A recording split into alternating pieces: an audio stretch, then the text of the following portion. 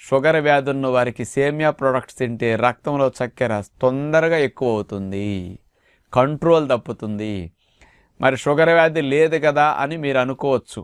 మరి మీరు వచ్చేదాకా ఇట్లాంటివి ఎక్కువగా తిన్నారనుకోండి, షుగర్ వ్యాధి ఇంకా చిన్న వయసులోనే వచ్చే ఫౌండేషన్ మీరు వేసుకుంటున్నట్లు అన్నమాట.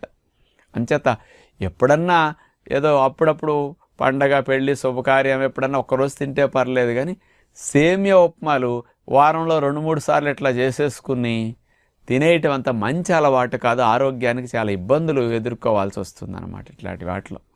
కాబట్టి ఆలోచించండి. ఇక తీసుకున్న ఆహార పదార్థాలు ముఖ్యంగా సేమియా నుంచి వచ్చిన రక్తం లోపలికి వెళ్ళి చక్కెర ఎక్కువయ్యేసరికి మన బాడీ ఎక్కువైన చక్కెరనంతా కొవ్వుగా మార్చేసేసి కొవ్వు కణాల్లో దాచేస్తుంది. ఆటోమేటిక్గా వెయిట్ పెరిగిపోతారు.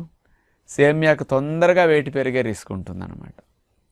అట్లాగే ఈ ఎంటీ కార్బో